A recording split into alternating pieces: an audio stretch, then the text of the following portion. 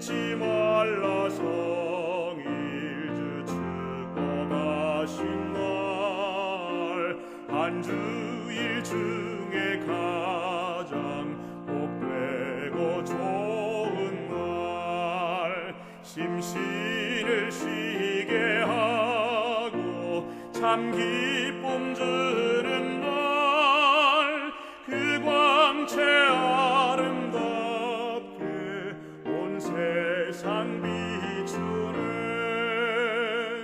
어서 오라 안식일 참 거룩하니 날, 반갑도다 이 날은 참 복된 안식일.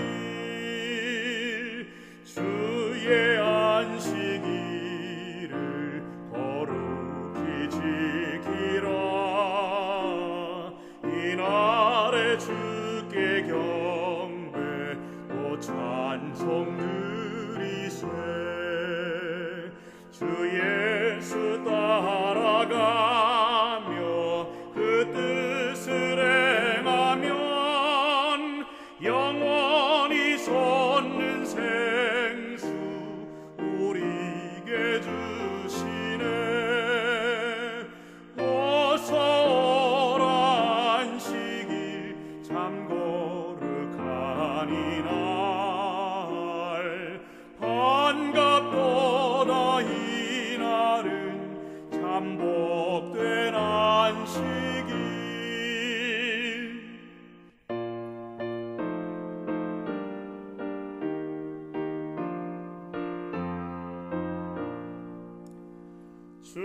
즐겁도다 이날 곧 황금의 시간,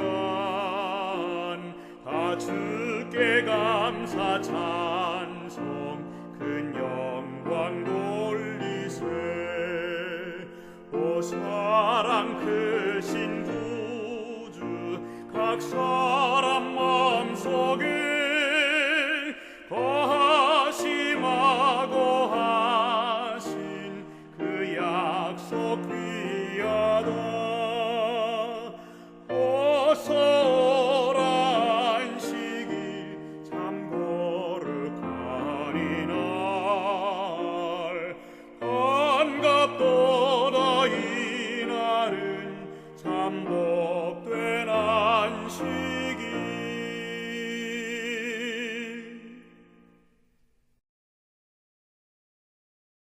자비하신 하나님 아버지, 거룩하고 복된 안식일을 주신 은혜와 안식일에 초청받은 저희가 하나님을 아는 지식을 깨닫도록 허락하신 은혜를 감사합니다.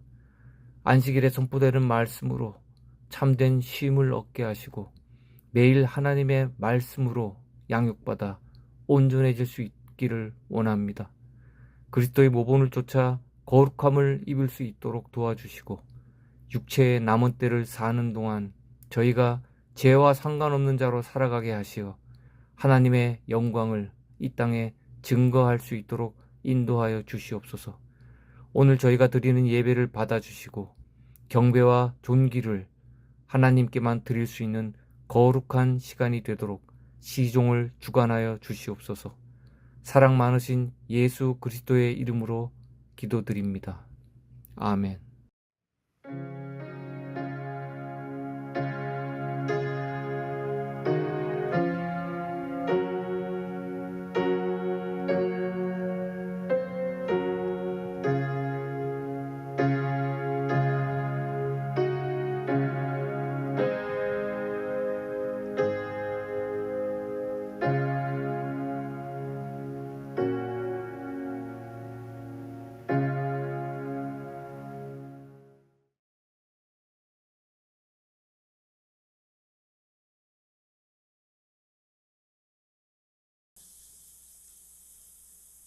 먼저 성경절에 있는 말씀 먼저 읽고요.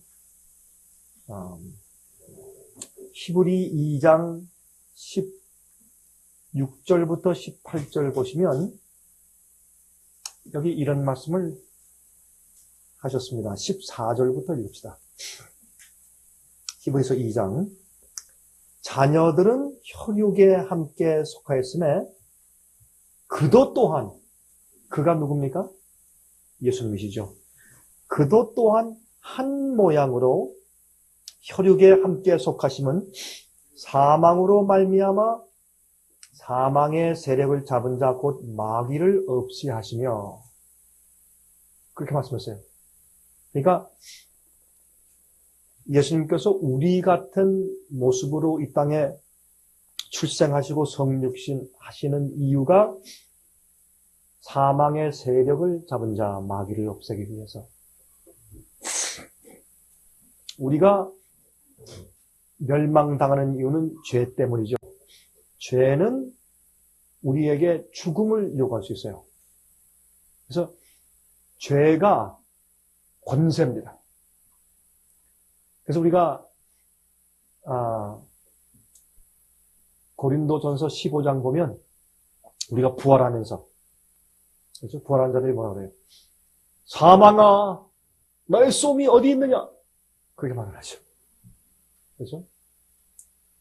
그리고 사망의 권세 뭐예요? 죄가 사망의 권세라고 이렇게 얘기를 해요. 죄가 우리에게 죽으라고 명령할 수 있어요. 죄의 값은 사망이기 때문에.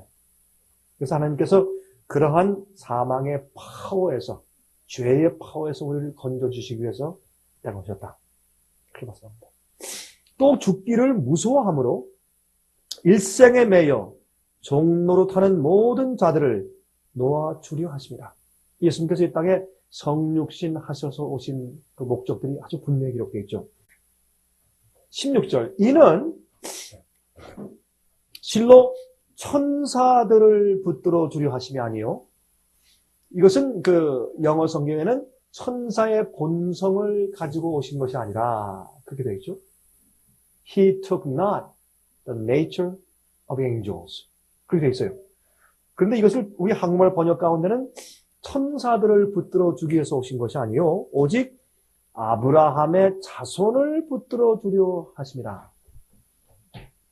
그러니까 아브라함의 씨를 받으셨다. 그러니까 천사의 본성을 받으신 것이 아니라 아브라함의 씨에, 아브라함의 후손들의 그런 본성을 받으셨다. 그런 뜻입니다. 그렇게 하신 것은 그렇게 함으로, 그러므로 저가 범사의 모든 일에 형제들과 같이 되심이 마땅하도다. 이는 하나님의 일에 자비하고 충성된 대제사장이 되어 백성의 죄를 구속하려 하십니다. 죄의 용서와 구속은 좀 차이가 있죠. 물론 구속이 죄로부터 우리를 구원하시는 일이지만은 죄의 용서는 우리가 죄를 지을 때마다 우리가 고백하고 버릴 때마다 우리는 죄를 사해 주시는 것이고, 구속이라고 하는 것은 죄의 문제에서 우리를 해방시켜 완전히 해결해 주시는 것이죠. 죄의 문제가 우리 속에서 해결되는 것이에요. 그래서 성소에도 성소뜰이 있고 성소가 있고 지성소가 있잖아요. 그러니까 성소뜰에서는 뭐가 있습니까? 매일의 용서가 있어요. 성소에도 매일의 용서가 있어요.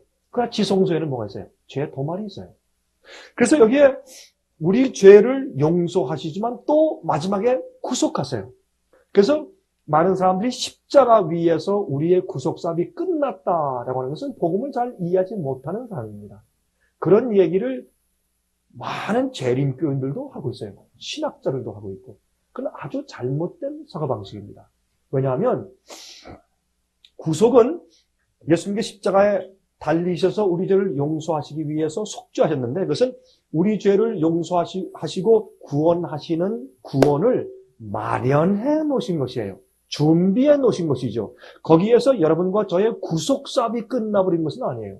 구속사업은 예수님의 십자가에서 대속하시는 죽음도 필요하지만은 하늘의 승천에서 대제사장으로서 우리를 위해 중보하시는 사업도 필요해요. 중보는 무엇입니까? 그 믿는 사람들에게 그 즉시 그 믿는 사람들에게 무엇을 그들의 회개를 받으시고 당신의 마련하신 십자가의 속죄와 구원을 매 그때마다 적용시켜 주시는 일도 중보지만은 또 중요한 일은 뭐예요? 우리가 그 회개하고 버린 그 죄를 다시는 반복하지 않도록 은혜를 베푸시고 천사를 보내시고 진리를 깨닫게 하시고 하는 모든 역사가 중보의 역사인 것입니다. 그 중보의 역사도 전체 구속 사업에 포함되어 있는 것이에요. 그렇죠? 그래서 대장교회는 말씀하시기를 이 하늘에서 성소에서 이루어지는 예수님의 중보 사업은 예수께서 이 땅 위에 갈바리에서 돌아가신 그 속죄의 사업 못지않게 중요하다라고 말씀하신 거예요. 갈바리와 못지않게 중요하다고 말씀하신 것이에요. 그 다음에 맨 마지막에 지성소에서 우리를 개인의 이름을 부르시면서 주님께서 그 사람을 구원하기로 결정하셨을 때 그 구원하신 것을 책을 펴서 증거해 보이셔야 돼요. 그래서 온 우주에 있는 사람들이 하나님 당신의 심판과 결정이 의롭고 공정합니다 라고 인정받으시는 역사도 필요해요. 이 모든 것을 전부 다 통틀어서 이 성소 사업의 첫 번째, 두 번째, 세 번째 그 모든 단계를 다 포함해서 우리가 구속사업이란 말이에요. 그 구속이라는 얘기예요. 그러므로 자기 백성들을 그 죄를 구속하려 하심이라. 어떻게 돼요? 충성된 대제사장이 되어서 예수께서 십자가에 돌아가서 우리의 재물을 대신 것뿐만 아니라 대제사장이 되어서 우리 죄에서 구속하시기 위해서 끝까지 주님께서 구속사업을 이루시기 위해서 그것은 대제사장으로서 중보사업도 필요하니까. 근데 거기에서 그 구속사업에서 어떤 일이 필요합니까? 18절 보세요.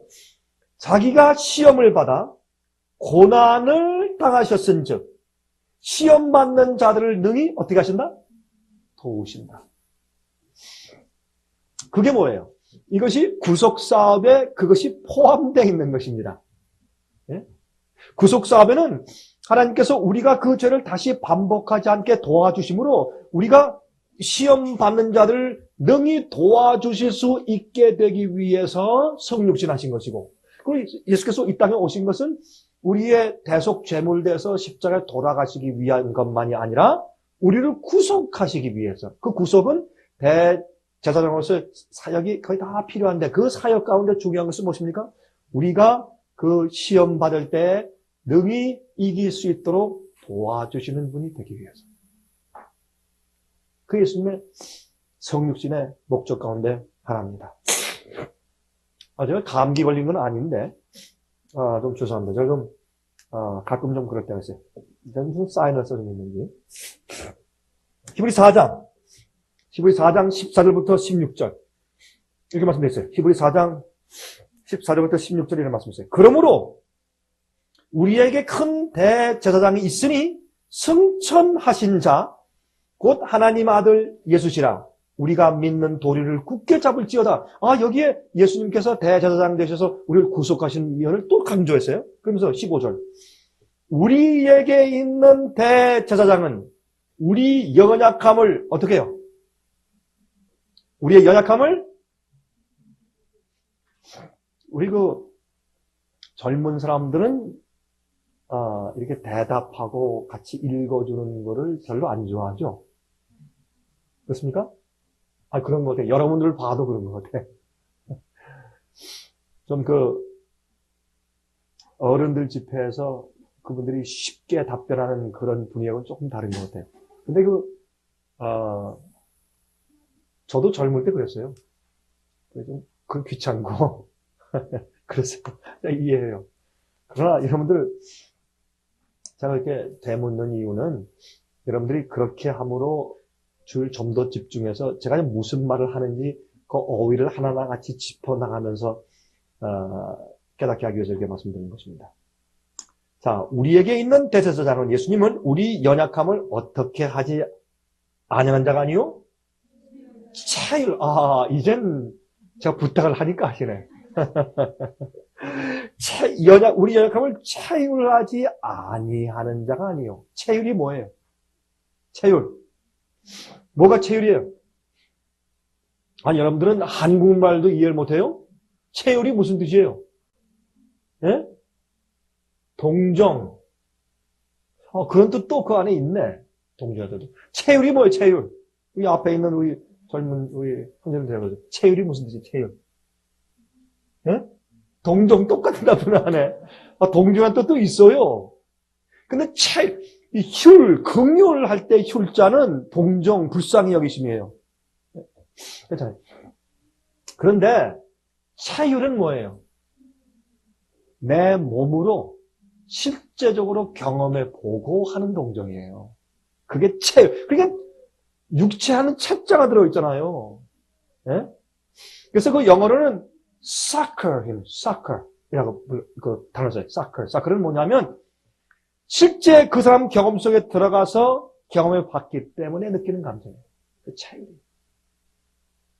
예수님의 성육신의 목적은 우리를 대속하기 위해서 십자가에 팔을 벌리시기 위해서 희생 제물되기 위해서 오신 것도 사실이나 그 못지않게 중요한 예수님의 성육신의 목적은 뭐냐면 여러분과 저의 입장에 서서 우리를 이해하고 아시기 위해서 오신 것이에요.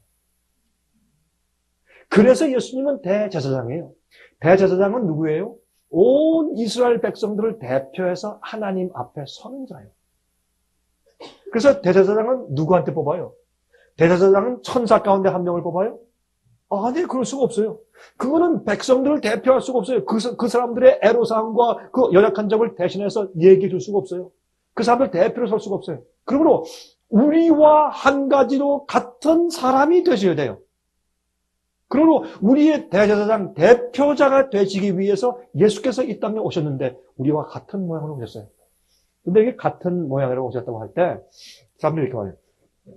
자, 봐라. 여기에 이런 얘기가요. 신학자가 하는 얘기예요. 참 답답한 얘기예요. 여러분, 이건 어떤 때는 참 우스꽝스럽지만은 그렇게 변명하고 자꾸 이렇게 공격하거나 자꾸 이렇게 치근덕거리는 그런 신학자들이 많아요. 그걸 치근덕거려야지 된다고 말하는 게 좋겠네, 오히려. 그거 왜 쓸데없는 말을 그냥 지어내는지 모르겠어요. 어떤 신학자는 이래요.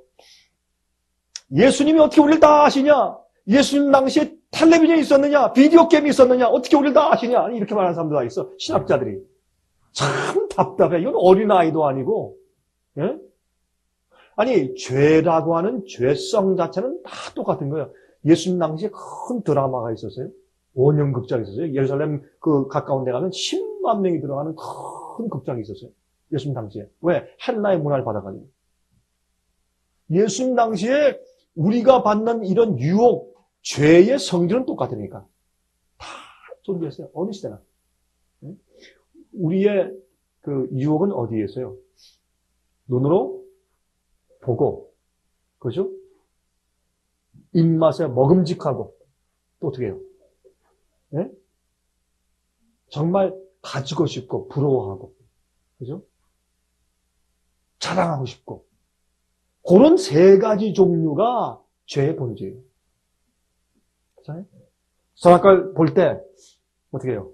탐스럽고, 보암직하고, 먹음직하고. 그게 우리 죄를 느끼는 우리 본성 아니에요. 예수님 당시에 느꼈던 죄의 유혹과 우리 시대하고 다른 것이 아무것도 없어요. 예수님께서는 우리와 똑같은 육신을 쓰시고 오셨어요. 우리와 한 가지로 되셔서 우리를 위해 돌아가시기 위해서도 그렇지만은 여러분과 저를 완전히 체험적으로 이해하시기 위해서. 예수님께서 메시아로 오신 것이에요. 자, 그러면 여기에 우리의 어떻게 해요? 모양을 취하셨다는 말씀이 있어요. 그렇죠? 모양을 취하셨다. 그도 또한 한 모양으로 혈육에 함께 속하시면 아까 2장 14절에 말씀드렸죠. 그러니까 어떤 사람들 말해요. 자, 봐라. 예수님께서 우리와 완전히 똑같이 오신 것이 아니라 그럴 듯 비슷하게 오신 것이 아니라 이건 모양이지. likeness, 모양 아니냐. 그러면 빌립보서 2장에 있는 말씀에 그렇죠? 예수님께서 우리와 한결같이 같은 모양을 취하셨는데 나중에 종이 되어서 어떻게 십자가에 죽으십니다. 그러면 그 말은 십자가에 돌아가신 것도 모양만 취하신 겁니까? 그래요? 아니죠. 네? 십자가에 돌아가신 척한 거예요? 아니죠. 정말 돌아가셨죠. 사람의 모양을 취하셨다 그런 것은 정말 사람이 되셨다는 또 하나의 다른 표현이에요. 그 사람은요, 복음을 똑바로 믿고 싶지 않은 사람은 말이죠. 이런저런 핑계를 다 대. 여러분들도요, 어떤 때는 우리가 이렇게 제시하는 복음이 야, 너무 어렵다. 수준이 너무 높다. 좀 낮췄으면 좋겠다. 그러면 내가 쉽게 옛날에 믿던 식으로 그냥 믿으면 좋겠다. 이런 마음을 가지고 있잖아요. 그러면 이런저런 핑계 있는 거 없는 거 다 핑계를 대게 돼 있어요. 그럼 핑계가 문제 아니라 마음속에는 자기의 태도가 문제죠. 우리가 한결같이 같은 사람이 됐었어요. 자, 아까 14장 읽었죠? 15절 다시 읽읍시다. 4장 15절 히브리서. 우리에게 있는 대제사장은 우리 연약함을 체휼하지 아니하는 자가 아니요 모든 일에 우리와 한결같이 시험을 받은 자로 돼 죄는 없었습니다. 이 말씀의 영어 성경에는 우리와 한결같이 시험을 받았지만은 죄를 짓지 아니하신다 이렇게 됐어요. Not sinning. 죄는 없다. 예수님 죄 없는 분이다. 그런 뜻이 아니라 그렇게 한결같이 시험을 받았지만은 죄를 지어가지 않으셨다. 그렇게 설명되어 있어요. 그게 더 올바른 번역이죠. 이 번역 자체에서는. 그러므로 우리가 긍휼하심을 받고 때를 따라 돕는 은혜를 얻기 위하여 은혜의 보좌 앞에 담대히 나아갈 것입니다. 자, 그러면 때를 따라 돕는 은혜를 얻기 위해서 그러면 지금까지 2장과 4장에 있는 말씀을 읽은 것을 토대로 해서 우리가 매일 때를 따라 돕는 도움을 받기 위해서 은혜를 받는 그 은혜는 뭡니까? 은혜는 뭐예요?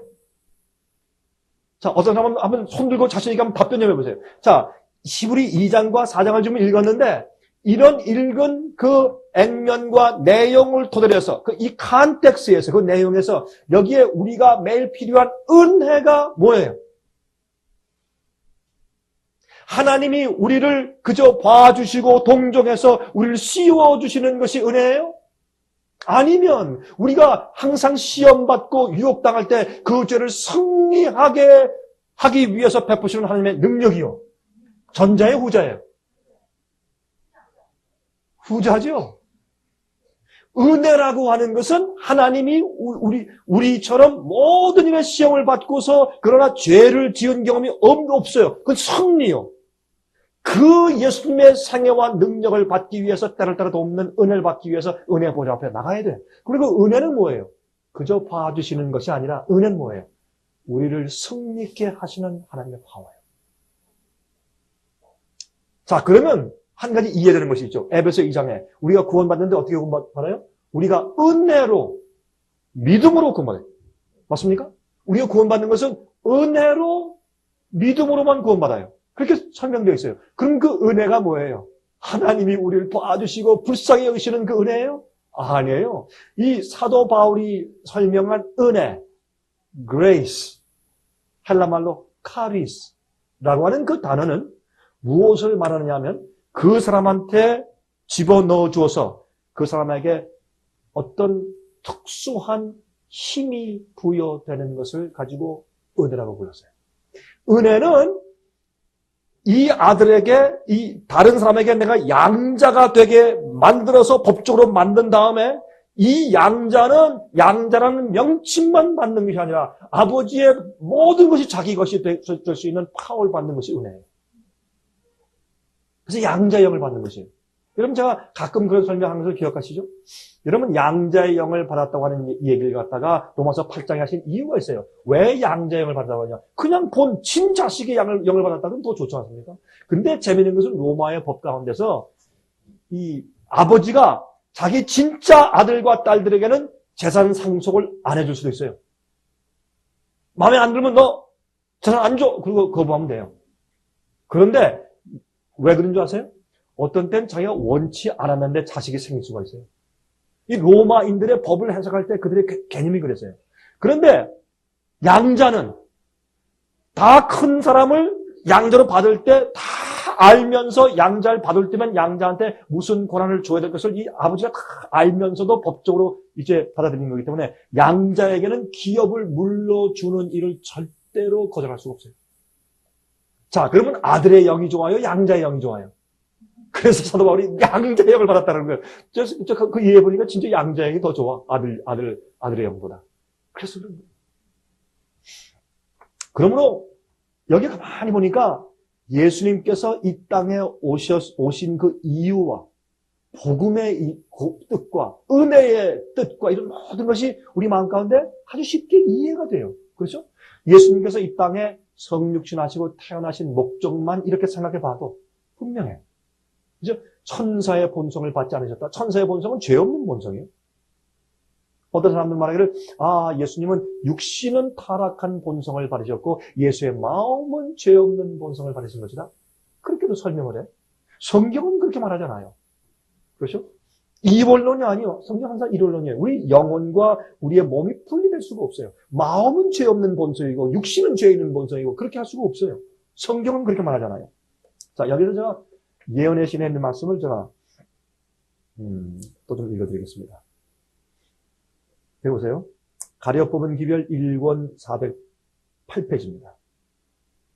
나에게 수많은 편지들이 왔는데 그리스도께서 인간과 똑같은 성정을 갖고 계시지 않았으며 만일 인간과 꼭 같은 성정을 가지셨다면 그와 같은 시험들을 받을 때 패배하셨을 것이므로 우리 인간의 그 당시에 많은 그리스도인들의 이해도 뭐였어요?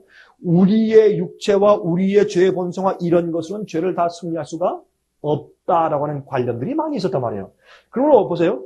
우리와 똑같은 인간의 성정을 가지셨다면 그와 같은 시험들을 받을 때 패배하셨을 것이므로 과연 그리스도께서 어떤 성정을 갖고 계셨는지 어떤 본성을 가지고 오셨는지 확증해 달라는 편지였다. 만약 주님께서 인성을 취하지 않았다면 우리들의 모범이 되실 수 없었을 것이다. 이 예수님의 휴머니티, 예수님의 인성을 얘기할 때 우리 화인자사는 항상 얘기하기를 타락한 죄된 본성을 가지고 오셨다고 설명하는 것입니다.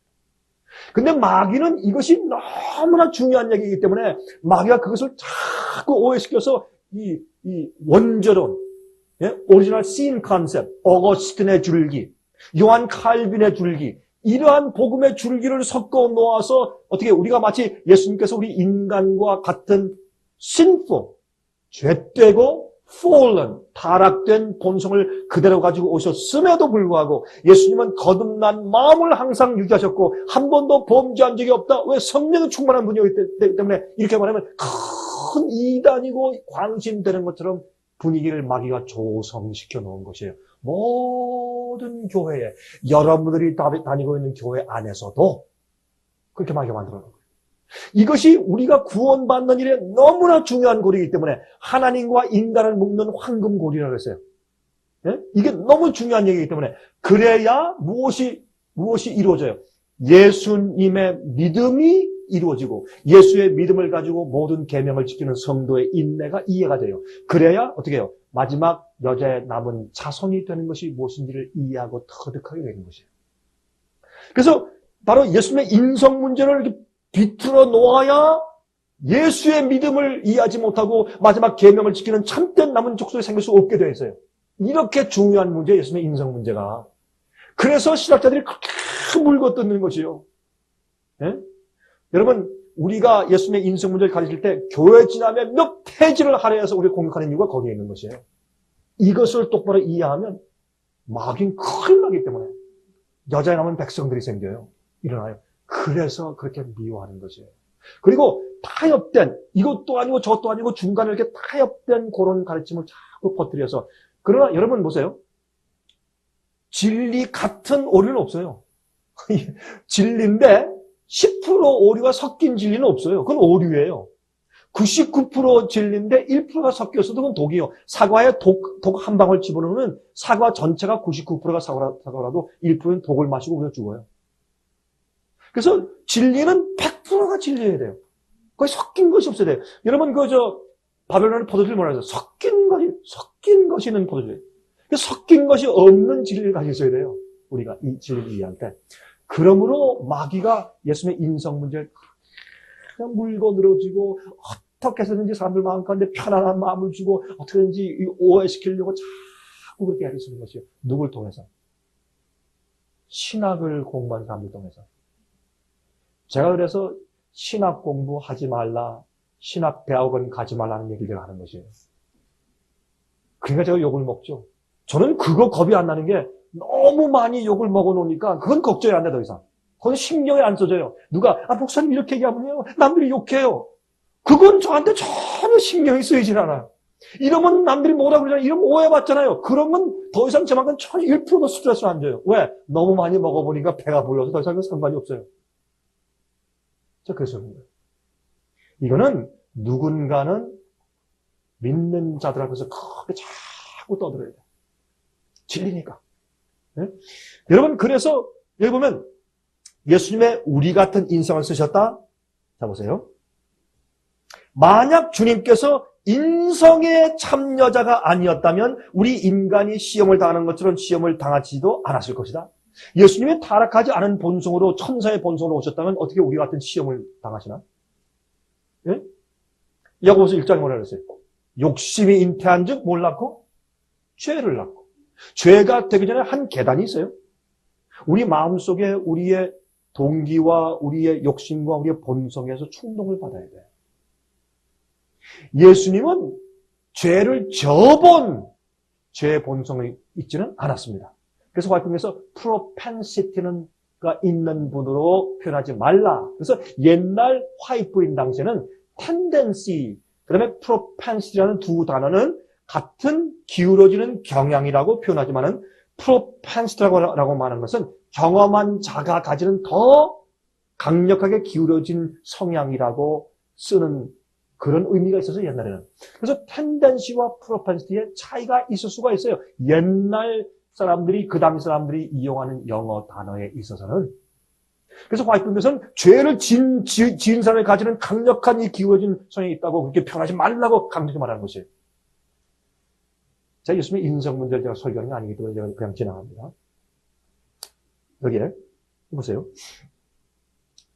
만약 주님께서 시험에 굴복하는 일이 가능치 않았다면 우리를 도울 수 있는 분이 되지 못했을 것이다. 그리스도께서 인간의 자격으로 인간을 위하여 싸움을 싸우시려고 오셨다는 것은 하나의 엄숙한 진실이었다. 예수님께서 당하신 시험과 쟁취하신 승리는 우리 인간이 모범이신 주님을 모방하여야 하며 거룩한 성품의 참여자가 되어야 한다는 것을 말해주고 있다. 예수께서 죄 없는 본성을 타고 오셨다면 우리가 어떻게 예수님처럼 모방할 수가 있나요? 그 앞뒤가 맞지 않는 얘기예요. 우리가 말씀에 있는, 영의 말씀에 있는 그대로 받아들이고 이해해야 될 것이에요. 자, 보세요. 시대소망 49페이지에. 그런데 예수께서는 인류가 4,000년간 죄로 말미암아 연약하여진 때에 인성을 취하셨다. 그는 아담의 모든 자녀들과 같이 유전 법칙이 끼쳐온 결과를 받으셨다. 그렇게 있어요. 자, 이 말씀을 제가 왜 지금 드리느냐? 이것이 교육 문제와 무슨 상관이 있냐? 잘못된 세상 교육에 빠져버리면 이 말씀이 이해가 안 돼요. 창조의 파워도 이해가 안 되는데 예수님의 성육신을 어떻게 이해할 것이요? 그게 너무 불합리한데. 여러분, 이 재림교 안에 있는 신학자들이 요즘에 어떻게 얘기하는지 아세요? 지구 역사가 몇 백만 년 됐을 가능성이 있다. 몇 천만 년. 이게 말이 되는 얘기예요. 실제로 그런 사람도 있어요. 그러면 이 창조에 대해서, 성경 역사에 대해서, 노아 홍수에 대해서도 이건 문제가 생기는 얘기들이에요. 그런 얘기를 함부로 하는 사람들이 생겼어요. 잘못된 세상 교육을 받으면 아까 말씀드렸죠? 세상 교육은 무엇이 중요해? 추리력, 이성, 나의 이성적인 판단, 그게 중요해. 그 다음에 어떤 학문이나 무엇을 배움이 있을 때 시작하는 것은 의심이에요. question mark. 정말 그럴까? 사실일까? 증명이 될까? 합리적이 안 맞는데 이렇게 도전하면서 배우기 시작하는 것이 세상의 교육 학제입니다. 여러분들은 아니라고 할지 모르지만 우리는 모르는 사이에 그런 식으로 항상 교육을 받아왔기 때문에 먼저 어떤 일이 생기면 딱 벌써 질문부터 딱 하면 들어가요. 단순하게 받아들이는 마음이 생기기가 어려워요. 그러나 성경은 어떻게 시작해요? 태초에 하나님이 천지를 창조하십니다. 그 끝나요. 그러니까 우리의 믿음은 주님께서 어떤 일을 행하신 주님의 살아계심과 또한 주님을 따르는 자들의 상 주시는 이심을 믿어야 할지니라. 히브리 11장. 믿음은 그거예요. 하나님이 살아계심과 또한 주님을 기억하는 자를 상 주시는 분인 것을 믿어야 될 것이다. 그 다음에 어떻게 해요? 주께서 성경 말씀에 선포하셨으면 알겠습니다. 그게 우스운 일이 아니라 그것 이외에는 우리가 나아갈 길이 없어요. 아무리 우리가 머리를 써도 하나님을 발견할 수가 없고 우리가 아무리 따져봐도 진리를 증명할 수가 없어요. 여러분 태양을 증명해 보세요. 태양이 어디서 왔고 어떻게 되어 있는 거예요? 증명이 안 되는 것들이에요. 그러므로 하나님의 존재와 바울을 믿을 만한 증거를 충분히 주심으로 우리에게 출발을 뭘로 출발하나? 태초에 하나님이 천지를 창조하시니라 그것이 출발합니다. 성경 말씀은 어떻게 해요? 세상을 창조하신 그 똑같은 성령의 능력이 어떻게 해요? 옛날에 제가요 신학교를 다녔는데 제가 한 책을 읽었어요. 그 책은 뭐냐면 성경은 옛날에는 이 문서, Q 문서, 어디에서 발견한, 고학적 발견한 무슨 문서, 무슨 성경, 무슨 사본, 이런 사람 다 있는데, 어떤 사본은 어떻고, 어떤 사본은 이렇고, 다 그래가지고 그것을 모은 것이기 때문에, 그거는 성경을 긁어모을 때 인간의 지혜가 많이 포함되었다. 그런 책을 제가 읽었어요. 쉽게 얘기하면, 그 내 책을 읽고 나서, 얼마나 내가 방황하고 고민했는지 몰라. 그러면 내가 이 성경 전체를 내가 다 믿어야 돼? 안 믿어야 돼? 이런 고민 가운데 빠진 적이 제가 옛날에 한 번 있어요. 근데 제가 하나 깨달은 것은 아무리 그렇게 방황하고 제가 추리력을 가지고 아무리 해서 해결이 생기잖아요. 자, 그럼 그랬어요.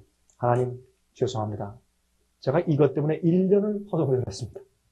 내가 주 앞에 돌아갑니다. 그리고서 성경을 읽는 그대로 다시 받아들이고 읽고 연결해보니까 합리적이고 증거가 충분히고 믿을 증거가 충분히고 너무나 기쁘고 감사하고 제가 올바른 상황에서 살더라고요. 그런 아까 제가 얘기한 그런 것들은 그게 뭐예요? 이 세상의 학문이 우리에게 끼치는 영향들이에요. 근데 여러분들이 모르면서 그런 걸 다 받아왔다고. 수학 시간에 받아왔고 생물학 시간에 받아왔고 물리학 시간에 받아왔고 과학 시간에 받아왔고 그다음에 철학 시간에 받아왔어요. 여러분 제가요 지금까지 지내면서 가장 단순한 믿음을 갖기 어려운 사람들 제가 봤어요. 누군지 아세요? 종교 철학과 나온 사람들. 와, 저는요, 이 테이프 듣다가 종교 철학과 나온 사람은 저를 참 이제부터 미워하겠다. 그럼 할 수 없지 뭐 사실인데. 요 종교 철학과 나온 사람들이 목사가 되잖아요? 단순한 믿음 그게 참 힘들어요. 종교 철학은 뭐예요? 비교 종교. 그냥 그거는 유교도 공부하고 불교도 공부하고 이슬람도 공부하고 뭐 종교라는 건 다 그 비교해서 공부하죠. 비교 종교학 같은 거 공부하면요. 단순한 믿음이 없어서. 신학을 열심히 공부해서 학문을 하죠. 여러분, 저도 이제 이 신학대학원을 다닐 때 제일 힘든 게 뭐냐면 책을 읽게 하는데 어떤 건 600페이지, 700페이지, 800페이지, 어떤 1000페이지 넘는 이런 두꺼운 책들 갖다가 그걸 다 읽고 또 보고서 써내야 돼. 죽겠어요. 여러분 신학서를 읽어보세요. 참 고리타분해 재미가 없는 책을 갖다가 그 분량을 새벽 2시, 3시까지 눈이 새파랗게 읽는 걸 다 읽고서 줄여가지고 또 다 다달쳐서 내야 돼. 옛날 우리 시대는 컴퓨터가 없었어요. 다 다달쳐야 된다는 거죠. 얼마나 귀찮은지 몰라요. 또 시간 없으면 또 영문과 한사한테 가가지고 다달쳐서 부탁을 해요. 또 돈 주고. 이렇게 해서 우리가 좀 소논문을 써냈어요. 그러니 신학 공부를 하고 나면 마음 가운데 비교 종교학이 들어가요.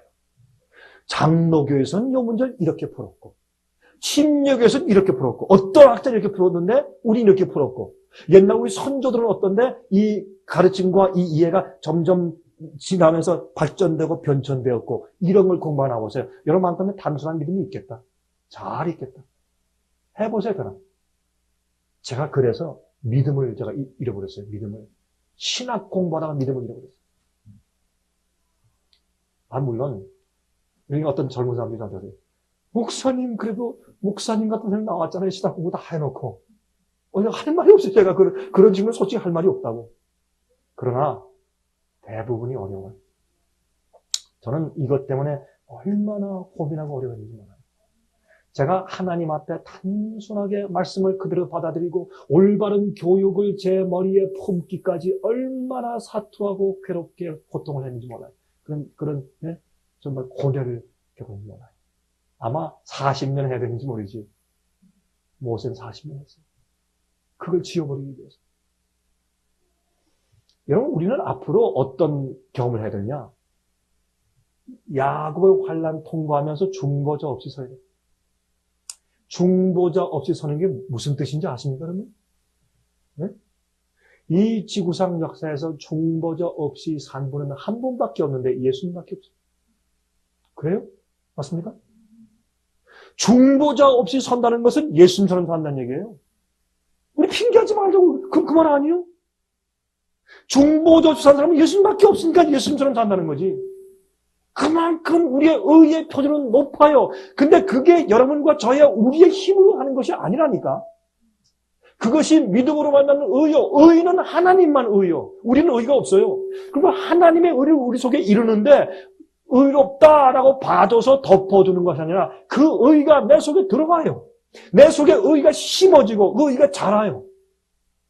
의를 이루는 것은 의로운 하나님의 은혜를 내가 받음으로 의를 이루는 것이요. 다시 말해서 의의 소욕이 내 마음 가운데 일어나게 돼요. 제가 늘 설명하죠. 내가 의롭게 되고 의로운 삶을 산다는 것은 의롭게 살고 싶은 의가, 하나님의 의가, 예수의 마음이 내 속에 와서 심어질 때 그렇게 하고 싶은 마음이 심어지고 죄가 미워지고 의를 사랑하는 마음이 내 속에 심어질 때만 가능한 것이에요.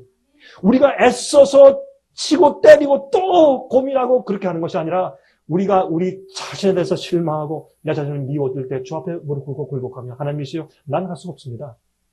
주님의 의의 동기와 예수의 마음을 내게 심어주십시오. 그러므로 내가 의를 이루는 것이요. 그러므로 내가 계명을 지키는 것은 계명이 좋아서 지키는 것이요. 여러분 시편 119장을 읽어보세요. 계명이 꿀수유보다 더 달대. 네? 황금보다 더 아름답고 계명을 너무 좋아하고 사랑해. 그게 뭐예요? 그게 성령을 받은 마음이에요. 계명을, 예수님의 사랑이 들어간 마음이에요. 그게 시편 119장 아니에요. 내가 몰랐는데 내가 고난을 당한 이후에 내가 주님의 계명을 지키게 되었습니다. 그게 다 계명 얘기거든. 그게 높은 믿음으로 말미암은 의의 표준을 말하는 것이에요. 그게. 이거는 올바른 교육을 받아야 돼. 오늘날 세상의 학제에서 교육받으면 인간적으로 그게 합리적으로 이해가 안 되건 그건 모순이 있어요. 그건 맞질 않아요. 자, 우리는 타락한 인간이고 그런 본성적에 살기 때문에 죄를 어느 정도는 우리가 싸워서 극복하지만 다 이길 수가 없는 것이다. 그게 합리적인 얘기예요. 그게 아주 합리적이에요. 그건 아주 우리에게 딱 맞는 얘기예요. 논리적인 얘기예요, 그 얘기가. 그런데 예언의 신이 말씀하고 성경이 말씀한 예수의 믿음 가진 사람들, 모든 계명을 지키는 사람들, 안식일만 지켜요? 아니에요. 우상 숭배하잖아요. 거짓 증거하잖아요. 간음하지 않아. 도적질하지 않아. 탐내지 않아. 그런 사람들이 안식일 지키는 거죠. 안식일은 내가 다른 모든 계명을 지키는 경험이 있기 때문에 그 계명을 지키는 사랑과 경험이 외부로 표출되고 나타난 표가 제7일 안식일을 지키는 것이에요. 제7일 안식일을 지키는 것은 모든 다른 계명을 지키고 있다는 성품의 표시예요. 할례 마찬가지예요. 할례. 로마서 4장에 말씀드렸죠. 할례는 뭐예요? 의를 받기 이전에도 아브라함이 믿음이 있었어요. 그렇죠? 나중에 의의 경험을 하는 믿음이 있었는데 할례 받기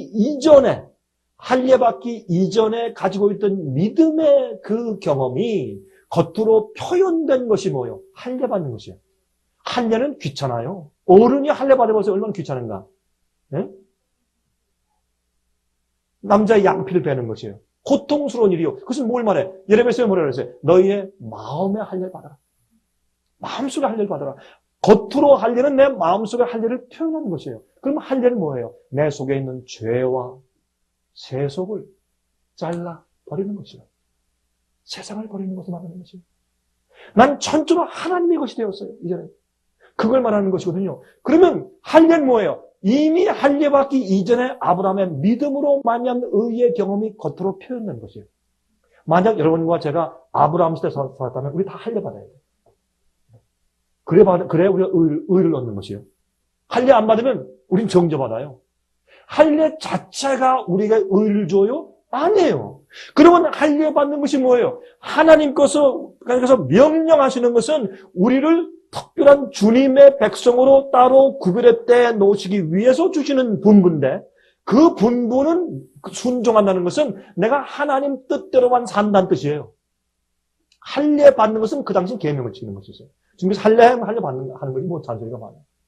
할례는 주님께서 아무리 논리적이 아니고 아무리 합리적이 아니고 아무리 내가 볼 때 불편하고 이상하고 이해가 안 되는 명령을 하실지라도 그럼에도 불구하고 하나님의 명령을 지킬 정도로 내가 순종하는 백성이 되었다는 겉으로 나타나는 표시예요. 할례는. 할례 자체가 아브라함을 의롭게 했어요? 아니에요. 할례는 이미 마음 가운데 믿음으로 의롭게 된 아브라함의 그 경험을 겉으로 표현한 것뿐이에요. 제7일 안식일을 지키는 것이 여러분과 저를 의롭게 하고 구원합니까? 천만의 말씀이요. 아닙니다. 그럼 안식일을 왜 지켜? 계명을 지키는 의로운 마음이 내 속에 들어가서 순종할 수밖에 없는 사람이 되었으므로 안식일을 지키는 것이에요. 왜? 안식일을 왜 지켜요? 안식일 지키는 특별한 이유가 어디 있어요? 다른 건 이유가 있어요. 사람을 죽이지 말라, 살인하지 말라, 도둑질하지 말라, 거짓 증거하지 말라, 탐내지 말라. 그건 다 이유가 있어요. 그거는 불교에도 말하고 이슬람교도 말하고 유교도 말하는 거예요. 도교도 말하고. 그거는 다 이유를 설명할 수 있어요. 근데 안식일을 기억하여 그렇게 지키라. 설명해 보세요. 도덕적으로. 설명이 안 돼, 그거는. 수요일 지키면 어떻고, 일요일 지키면 어떻고, 토요일 지키면 어때? 왜 안식일 지켜야 돼요? 도덕적인 이유가 전혀 없어요. 왜 지켜요? 하나밖에 없어요. 하나님께서 말씀하셨으므로 그거밖에 다른 이유가 전혀 없어요. 그게 안식일. 할례 왜 해야 돼요? 귀찮게. 하나님께서 하라고 했으니까. 똑같은 의미예요. 안식일은 중요한 것이요. 안식일은 마지막 시대 살아계신 하나님의 인이요. 짐승의 표와 이로 시험령 날 때 참 백성을 구별하는 거룩한 표요. 그러나 그 표 자체가 우리에게 의롭게 하고 구원하는 것은 아니란 말이에요. 그것은 우리가 의롭게 되었고 구원받은 겉으로 나타난 표지. 동의하십니까? 참 하면서 이렇게 적어. 우리 청년 집회라 그런가? 우리 손전도사 청년 집회라 그런 거예요? 제 말이 맞아요, 안 맞아요? 이게 성경 말씀이에요. 이게 진리예요. 그러면 보세요. 안식을 지킴으로 구원받느냐? No! 안식을 그러면 바꿔서 안식을 안 지켜도 구원받느냐? 그것도 no예요. 왜? 믿음의 표현이기 때문에. 그게 믿음이에요. 예수의 믿음은 뭐예요? 아버지의 계명을 지키는 것이 예수의 믿음이에요. 성도의 인내가 여기 나니 저들은 하나님의 계명과 예수 믿음을 지키는 자라 그런 거예요. 그게 가치가 되지. 이 쌍두마차의 가치가 돼요. 떨어질 수가 없어요. 이런 것들은 인간적으로 볼 땐 합리적이 아니고 믿기가 어려워요.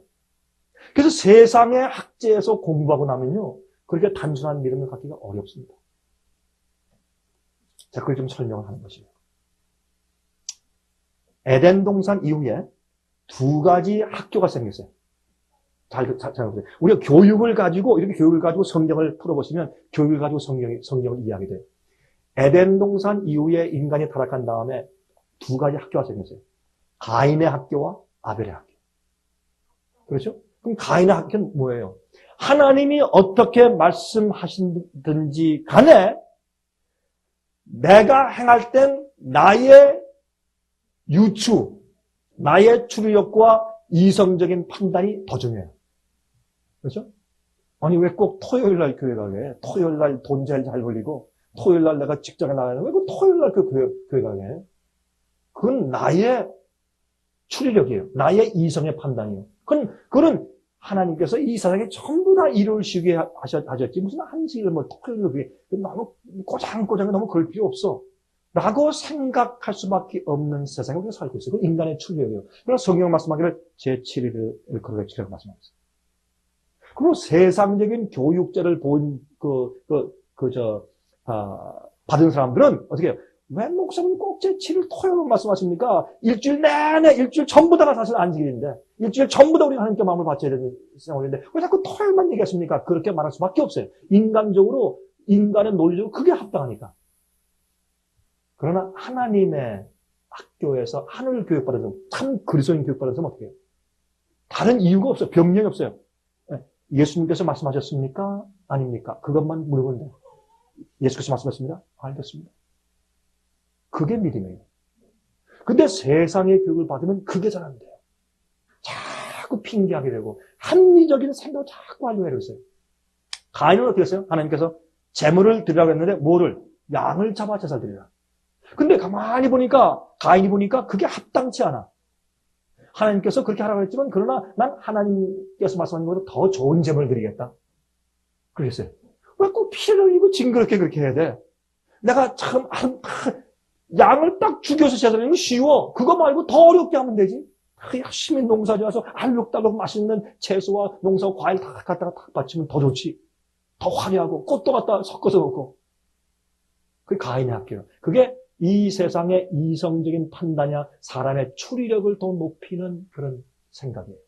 아벨은 그게 불편하든지 피를 흘리든지 가격이 더 많든지 안 되든지 그 상관이 없어요. 그가 그렇게 하는 이유는 하나밖에 없어요.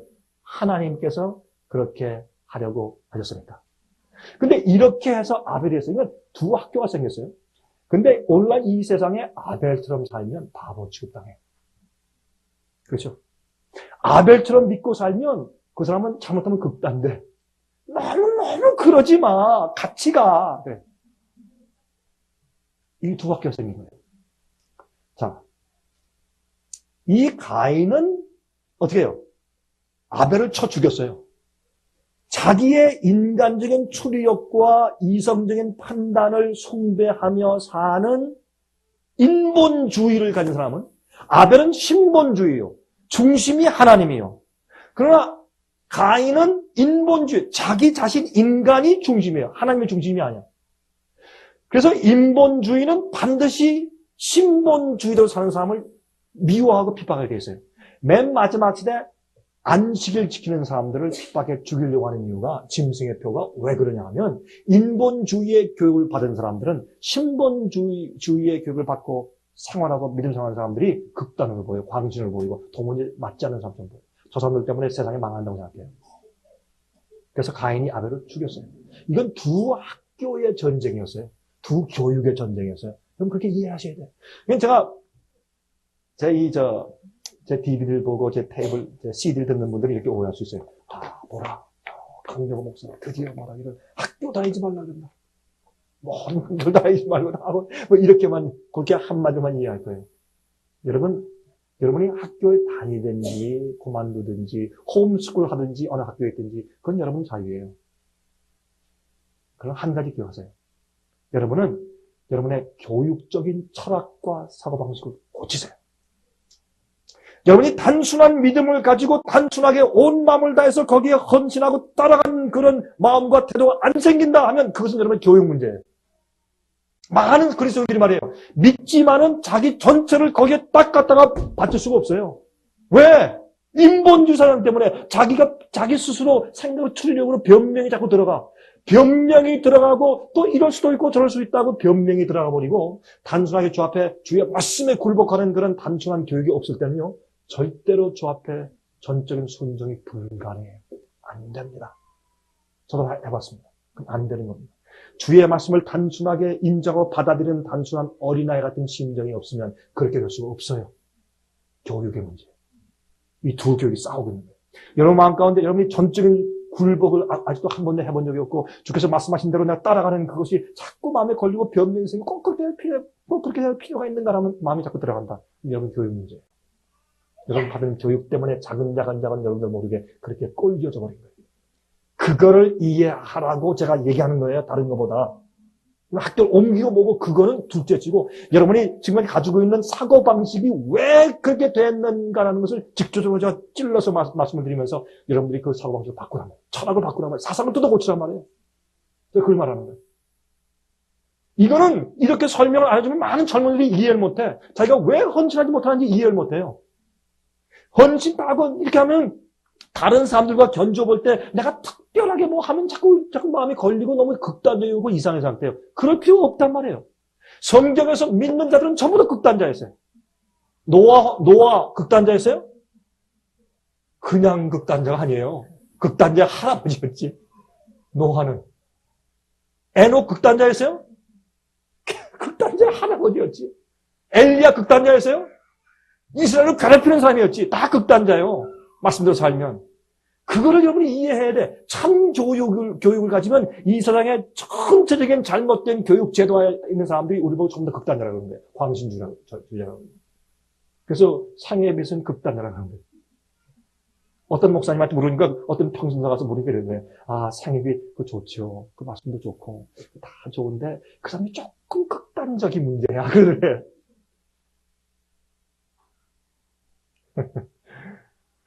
아벨은 하나님의 말씀과 명령을 믿는 믿음 그대로 생애했어요. 그게 교육이에요. 참 교육이에요.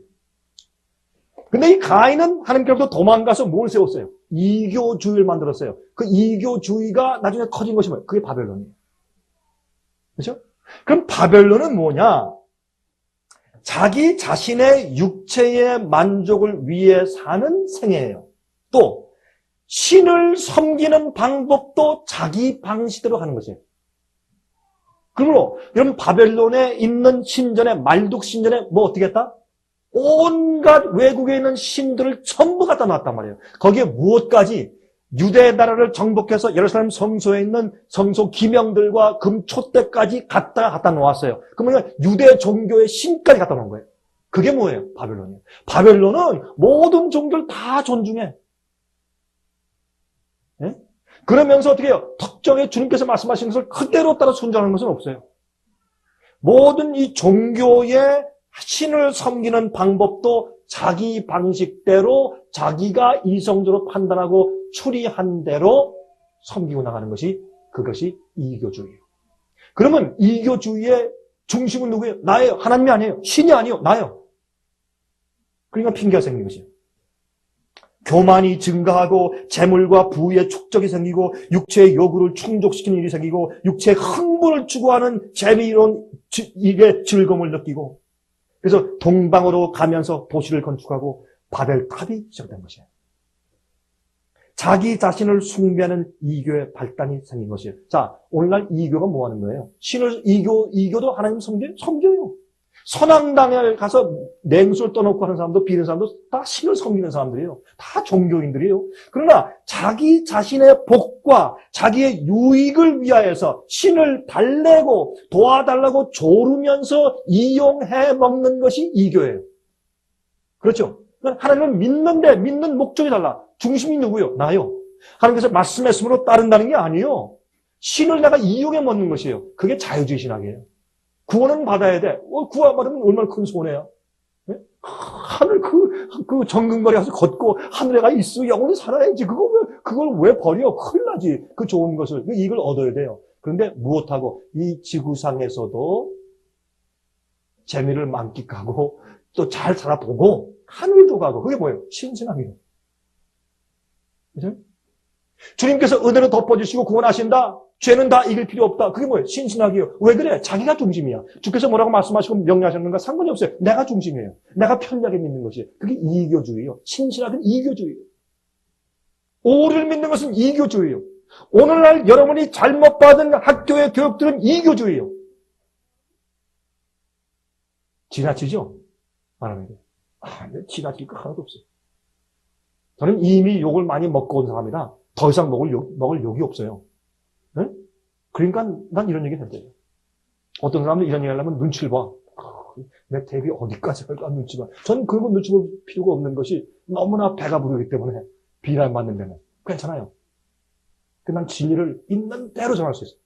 난 어디 묶인 데가 없어요. 누구한테 눈치 볼 사람도 없고 묶인 데도 없고 자 그런다고 이제 봉급이 일부러 깎이는 것도 없고 워낙 봉급이 작은데 뭐 어때?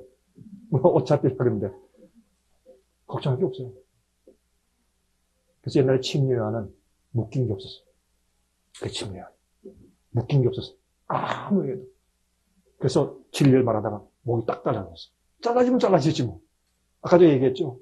여러분 엄마 아빠 속삭이면서 오래오래 살지 마세요. 굵고 짧게 살다가 딱 죽어버려요. 그래야 좋은 거예요, 그게. 특별히 마지막 시대. 예수님 속기 오세요. 예수님 속기 오시는데 뭘 따지기는. 하나님께서 말씀했으면 그대로 따라서 하는 거지. 뭐 잔소리가 많아요. 변명하고. 하라면 해요. 예? 살다가, 짧게 살다가 죽어버리면 되지. 뭘 이렇게 핑계, 자꾸 몸살이고 말이죠. 누가 나한테 어떻게 생각해? 무슨 말을 할까? 왜 자꾸, 변명이 많고 눈치가 많느냐 말이에요. 왜 그래요? 뭐 그렇게. 그게 뭐예요? 인본주의. 자기를 더 중요하게 생각해. 어떤 사람들은 말이 그래요. 아유, 목사님, 저요. 참 조심해야 돼요. 이해해요. 이해하는데, 그냥 이해하긴 해. 그런데 하나님보다 자기가 더 중요한 경우가 많아요. 어떤 때는 그렇게 해야 그 지혜로운 형편을 내가 이해해요. 그렇게 처리하는 처신을 내가 이해하지만은 어떤 경우에는 내가 볼 때는 그 자기가 더 중요해, 하나님보다, 진리보다. 그러면 안 돼요. 응? 인간이 하나님의 지배를 거절하고 인간의 이성의 판단을 중심으로 살기 시작할 때 그게 이교주의가 되는 거죠. 그럼 이제 왜 예수님이 메시아로 거절당하고 유대인들이 거의 2000년 이상이나 그들이 뭐가 있었어요? 메시아에 대한 예언이 있었어요. 예언. 성경이 있어. 성소 제도가 있어. 양을 죽이고 피를 흘리고 피를 뿌리고. 아니, 그렇게 하는 사람이 메시아를 잊어버렸다? 여러분 그거 이해가 돼요? 성소에 가서 맨날 양을 끌고 왔던 사람들, 제사장들이 그 양을 죽이면서 메시아를 기리고 이해했던 그런 성소를 가지고 있고, 성경을 가지고 있고, 예배를 가지고 있고, 의식을 가지고 있는, 계명을 가지고 있는 그런 놀라운 예언의 백성들이 메시아를 거절하고 죽였단 말이에요. 그거 우리가 어떻게 이해가 되냐 말이에요. 예? 그들의 교육이 잘못돼서 그래요. 교육을 잘못 시켜놓으면, 예? 그 사람들이 엉뚱한 사람들이 되어버려요. 그게 어떻게 시작됐느냐? 마귀가 알아요. 알렉산더 대왕이 바벨론 때, 메데 페르시아 때, 도 그 핍박에 유대나라와 이스라엘이 견뎠어요. 성소가 견뎠어요. 그런데 알렉산더 대왕이 가만히 보니까 아무리 해봐도 요 유대나라의 종교심을 없앨 수가 없거든. 그래서 어떻게 하세요? 알렉산더 대왕이 와가지고 양을 한 마리 가져와라. 그래가지고 예루살렘 성전 뜰에 들어가서 자기 위해서 제사 좀 드려달라고 했어요. 그러면서 하는 얘기가, 내가 보니까 유대나라 당신 나라의 종교처럼 참 아름다운 종교가 없다. 뭐 당신 나라처럼 이렇게 멋있는 성전을 가진 나라도 참 없다. 우리 헬라 대제국은 유대의 종교를 인정하겠다. 당신의 종교 특성을 그대로 가지고 있어라. 거기에다 더해서 우리가 당신을 도와주겠다. 당신이 이렇게 훌륭한 종교심을 가지고 있으니까 우리가 당신들에게 더 축복을 해주겠다. 당신의 똑똑한 젊은 사람들을 우리 헬라 문화 학교에 보내라, 대학에. 그래서 교육받고 세상, 견문이 넓어지고 많은 지식을 쌓은 다음에 돌아가서 하면 너희 종교에 얼마나 플러스가 되겠느냐, 얼마나 좋겠느냐, 그렇게 해라. 교육을 타입시켰어요. 그러니까 유대인들이 가만히 들어보니까 그렇다거든. 그러면 우리가 어딜 가야 합니까? 우리가 만들어놓은 알렉산드리아. 그러니까 다시 말해서 이 북방 아프리카에서 제일 큰 알렉산드리아 지방이 있어요. 그 알렉산드리아 지방에 만들어놓은 우리 헬라 학교에 보내라. 그래서요, 똑똑한 제사장들, 똑똑한 레위 지파, 똑똑한 바리새인들, 율법사들, 젊은 사람들 다 보냈어요. A를 맞는 사람 전부 다 보냈어요. 교육받고 그랬어요. 재림교회 정통 신학을 버리게 되는 것은, 그들이 타협하기 시작하는 것은 바벨론 학교에 젊은 사람들을 보내기 시작하면서 출발한 거예요. 똑같은 역사가 반복되는 거죠. 보냈어요. 거기서 이제 바꿔온 사람들이 뭘 들여오기 시작했어요? 학위제도. 여러분, 졸업식 때 가면 휘황찬란하죠? 그죠? 색깔이 다 달라. 무슨 학박사가 하면 색깔이 달라. 또 무슨 학박사가 또 색깔이 달라. 인문계, 공대, 무슨 박사의 색깔이 다르죠? 모습도 다르고, 그다음에 이 사각모에 쓴 술도 다르고, 뭐 어떤 건 금, 은, 뭐 아주 뭐 화려찬란해. 다 들어갈 때 다 이러고 들어가면 진짜 굉장한 사람 되는 것 같아요. 여러분 마태복음 23장 읽어보시면 어떻게 말씀하세요? 예수님께서 마태복음 24장에 예루살렘아 예루살렘아 내가 암탉이 새끼를 품으려 한 것처럼 너희를 품으려 한 적이 몇 번이냐? 탄식하신 다음에 그 다음에 예루살렘의 멸망을 예언했어요. 그렇죠? 그 말씀을 하시기 전에 23장 읽어보세요. 뭐였어요? 너 바리새인들과 서기관들이여 내게 화가 있을지언정 너희가 이 모자에 술을 차고 이게 다 모자의 학위 제도를 말씀하시는 거예요. 그들의 그 당시 교육제를 정죄했어요. 너희는 과부의 가산을 삼켜버리는 자요. 그들의 교회 안에 재무부를 정죄하신 것이에요. 그들이 헌금을 잘못 쓰는 것을 정죄하신 것이에요. 또 뭐였어요? 너희들은 한 영혼을 얻기 위해서 바다와 강을 건너 바다와 육지를 건너 먼 데 가서 한 영혼을 데려오면 그 영혼을 2배나 더 지옥 자식 만드는 자손들아. 너희가 화가 있을 정도였어요. 그 당시 교회의 전도 목회부를 정죄하신 거죠. 그러면서 그 교회 은혜 시간이 끝난 거죠. 오늘날 우리도 그런 형편 가운데서 여러분 조심해야 돼요. 우리도 그런 형편 가운데. 그래서 그들이 와서 이 학위 제도를 만들고 시험지를 어렵게 만들고 헬라어를 배울 때 헬라 문학을 들여오고 헬라 철학을 들여오고 그러면 그들이 더 똑똑해지고 더 하나님을 섬기는 데도 좋을 줄 아세요. 그렇게 하면서 세상 문화를 받아들이고 여러분 헬라의 문학 가운데 뭐가 있어요? 철학이 있어요. 헬라 철학은 뭐예요? 사크라티스 한국말로 사크라티스가 아니지 소크라테스. 그다음에 영어로는 또 플레이토 그러지만 순수 한국말로 플라톤, 소크라테스, 예? 뭐 스피노자 이런 사람들 말이에요. 그런 사람들 여러분 거기에서 헬라 철학 가운데 쾌락주의까지 있죠. 쾌락주의가 무슨 말? 먹거라 마시라 그게 아니에요. 우리 영혼이 우리 몸의 감옥에 갇혀 있으니까 부어라 마시나 쾌락을 즐기기 위해서 부절제해서 빨리 몸을 퇴폐시켜서 죽게 만들면 내 속에 갇혀 있는 영혼이 해방돼 나간다. 그게 쾌락주의예요. 그것도 철학이라고 믿었어요. 그것도 아주 맛있는 철학일 때 그 당시에 쾌락주의가. 이런 많은 철학들은 뭐예요? 인간의 추리력과 이성적인 판단을 중요시 여기는 인본주의예요. 그거를 들여오는데 그것을 갖다가 유대 종교와 짬뽕을 시켰으니 그게 될상 싶어요, 그게? 완전히 신본주의 주께서 말씀하셨으므로 그러므로 가라사대 하고 하는 건데 뭐든지 응? 절개 지키는 것도 가라사대 성소제대 양을 끌고 가는 거 주께서 말씀하셨으니까 그밖에 없는 거예요. 그래서 그들의 모든 신앙은 주의 말씀을 단순히 받아들이는 권위에서도 출발해요. 그런데 어떻게 해요? 헬라 사상을 들여오니까 사람이 생각하고 추리하고 변명이 시작했어요. 그러니까 가만히 보니까 어떻게 해요? 성경 이사야 53장에 기록된 그런 메시아를 믿었모네. 이사야 54장에 그런 고난의 슬픔의 메시아는 싫어요. 그게 어떻게 했어요? 그걸 읽지 못하겠어요. 이사야 53장 읽는 사람은 저주를 받는다. 그 당시에. 납비돼. 그리고 메시아는 그렇게 오는 분이 아니다. 그래서 어떻게 해요? 성경에 보니까 메시아가 오시는데 재림도 있고 산림도 있거든. 근데 뭐가 더 마음에 맞아? 산림이 맞아. 그 영광에 막 부시는, 아니요. 재림이, 초림보다 뭐가, 재림이 맞아요. 산림이 맞고. 그러니까 예수님의 초림의 예언을 갖다가 없애버리고, 어떻게 해요? 재림에 대한 예언을 초림으로 적용시켜버린 거예요. 왜 그래요? 인간이 합리적으로 생각해보니까 이런 초림하는 메시아는 우리 메시아가 아니야. 그거는 로마와 앞서 싸울 메시아가 아니에요. 우리에게 가난해서 회복시켜줄 메시아가 아니에요. 또 그런 메시아는 너무 연약한 메시아고 메시아가 우리를 해방하고 구속하셔왔는데 이게 무슨 구속이야? 이게 숫자세 생기나 말이에요. 그래서 메시아 관을 바꿔버린 거예요. 예수님 태어났어요. 말구에서 태어났어요. 그래서 예수님을 맞이하기 위해서 온 학자나 종교 지도자가 한 명도 없었어요.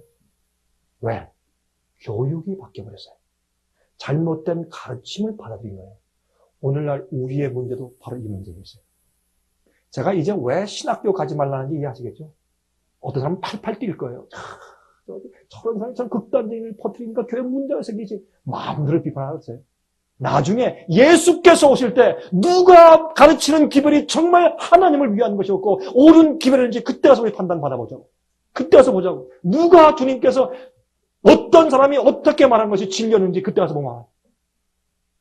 성령에 의해서 기도하고 도통한 사람들은 무엇이 진리인지 알아보는 식별력이 있어요. 여러분이시여, 두 가지 학교가 있어요. 여러분들이 단순한 믿음을 가지고 주께서 말씀하신 대로 전적으로 내가 정말 100% 나를 바쳐서 따라가는 믿음이 안 생겨요? 그 이유는 여러분의 잘못된 교육 때문에 그렇다는 걸 제가 지적해 준다고 말해요. 여러분 그걸 깨닫고서 지우세요. 아, 내가 그런 식으로 이 세상살이를 판단하고 유추하고 이성적으로 판단하는 그것이 이게 잘된 게 아니구나. 그게 똑똑한 게 아니구나. 이게. 그걸 깨달으란 말이에요. 이걸 지워버리잖아요. 주님의 말씀 그대로 믿고 말씀 있는 대로 주 앞에 따라가며 굴복하는 것이 그 다음부터 쉬워져요. 단순한 믿음, 남들이 볼 때 극단처럼 보이지만 단순하게 믿는 그 믿음이 더 이상 부끄러워지지 않아요. 네? 로마서에 뭐라 그랬어요? 로마서 1장 16절에. 여러분 기억사 가운데 있었죠? 내가 복음을 어떻게? 부끄러워하지 아니하느니. 왜 진리가 부끄러워요? 주께서 말씀하셨는데 당신은 마음을 꼬장꼬장해. 그러면 문자 그대로 믿지 마라. 왜 안 믿어요? 왜? 뭐가 부끄러워? 주께서 말씀했는데. 이게 올바른 교육을 받은 사람이라고 말해요.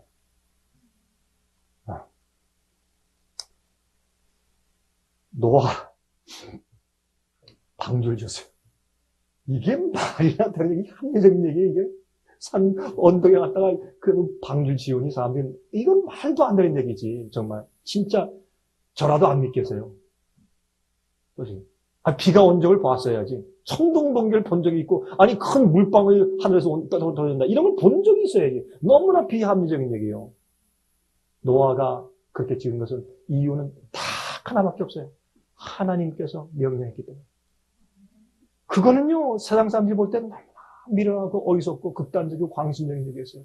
그러나 성경은 노아는 당대 의인이라. 하나님께서 명령하신 규격들을 다 준수했더라 그랬어요. 그래서 그는 의인이었어요. 마지막 시대 의인? 그게 의인들이에요. 이걸 뒤바꿔 놓은 잘못된 믿음으로 말미암은 의가 세상에 가득한데 그것이 바벨론의 포도주인데 그 포도주에 재림금도 다 취해 있어요. 어떻게 하면 좋겠어요? 네? 하나님께서 마지막 시대에 14만 4천을 만들어내시고 생산시키시고 그 사람들이 맨 마지막에 증인들이에요.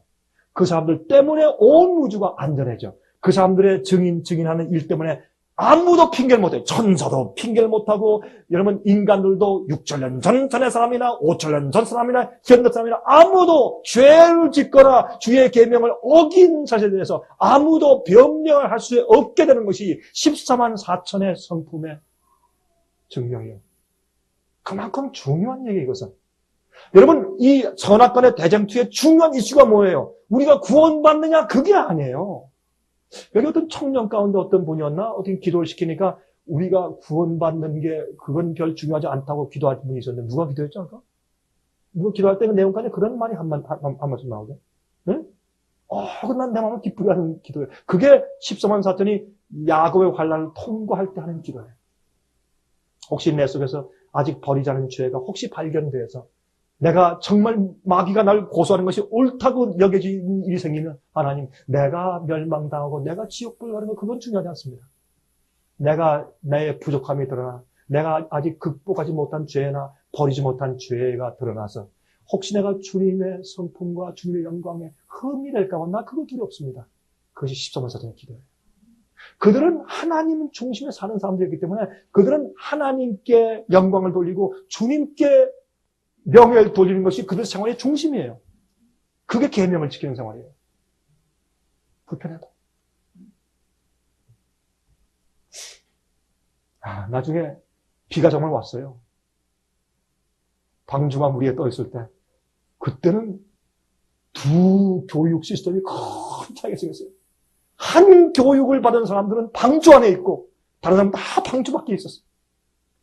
앞으로 천년기 이후에 새 예루살렘 성전이 내려오면 참 교육받은 사람들은 성전 안에 있고 잘못된 교육받은 사람들은 성전 밖에 있을 것이에요. 항상 안에 있고 밖에 있는 것으로 분리돼요. 지금 주의 말씀대로 순종해 사세요. 여러분들이 어떤 때는 정말 여의치 않아서 어떤 말씀들은 내가 지금 당장 할 수 없는 경우들이 있어요. 그래서 시골 생활 같은 거는 남편, 아내, 자식, 또 뭐 경제적인 문제, 어떤 데는 당장 할 수 없는 경우들이 있어요. 그래서 어떻게 해야 돼요? 여러분들 기도해야 돼요. 할 마음이 있어야 돼요. 저 앞에 굴복해요. 어떤 데는 묶일 때가 있어요. 우리 다 이해해. 그거 가지고 누가 뭐라 그래요? 하나님께서 우리 중심을 보세요. 이게 참 교육이에요. 참 교육.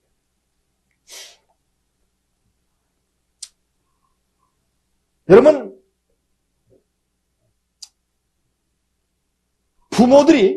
부모님들이 자기들의 어린 아이들을 잘못된 교육으로 그들의 마음들을 이미 죽이고 있었기 때문에 홍수에서 어린 아이까지 죽었어요. 이해되세요? 가나안 땅에 가서 어린 아이까지 다 쳐 죽여라. 왜? 그 잘못된 우상숭배와 간악하고 잔인한 그 부모들 때문에 이미 그 어린 아기 때부터 아이부터 그런 가문 속에서 잘못된 교육을 받아왔어요. 치명적으로. 그래서 아직까지 죽였어요. 그만큼 교육은 무서운 거죠. 나중에 환난 통과할 때 경건하고 거듭난 부모의 이마에 있는 그 하나님의 인이 그 아이들을 덮어서 부모와 함께 주께서 구원해 가실 것이다. 여러분 아멘 하세요? 얼마나 감사한 얘기예요. 왜? 교육 때문에. 이 부모가 그 아이들한테 뭘 가르쳤어요? 하나님께서 말씀했다? 그럼 우리가 순종하는 것이야. 그걸 가르쳤어요. 이삭, 아브라함이 너를 제물로 바치려고 했다. 번제를 바치려고 했다. 그때 그래요? 아버지 하세요. 그건 무슨 결과예요? 교육의 결과예요. 아브라함은 하나님께서 무엇이라고 말씀하셨는지 따라가는 자였어요. 그걸 봄으로 그건 교육을 받았어. 그래서 이삭이 나옵니다. 이삭이 자원하는 예수님을 상징하죠. 이제 끝나야 되겠어요.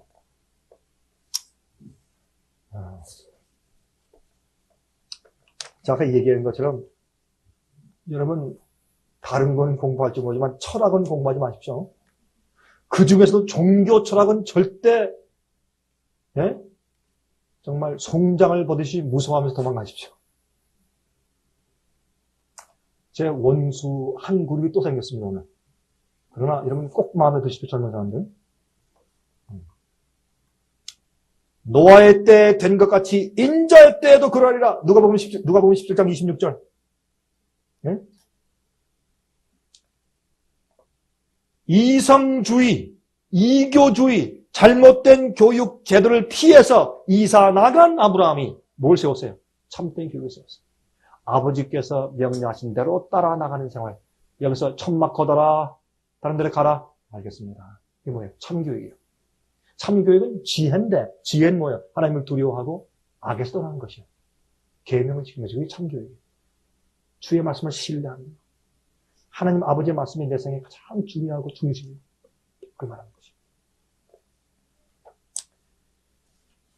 여러분 예수님 당시 말이죠. 제사장들이 자기의 순번이 딱 끝나잖아요. 제사장 벗을 다 벗어버리고. 여러분 제사장 복은 어떻게 되세요? 목도 다 가려야 돼. 발목도 가려야 돼. 이 어떤 살갗이 드러나면 안 돼. 뭘 상징해요? 제사장들은 거룩함을 상징하는 옷을 입었어요. 자기 이 살갗이 드러나면 안 돼. 그런 옷을 다 입다가 나중에 어떻게 했어요? 네? 계단을 올라갈 때도 이게 드러나면 안 돼. 그 흰 옷을 입었어요. 제사장들이. 근데 나중에 어떻게 했어요? 제사장들이? 자기 임무 딱 끝나면 옷을 딱 벗어버리고 짧은 바지 입고 경기장으로 달려갔다 그랬어요. 옛날 유대인들이. 그래서 그들이 메시아를 부인한 거예요. 그 재밌거든. 극장 가고 그다음에 운동 경기장 갔어요.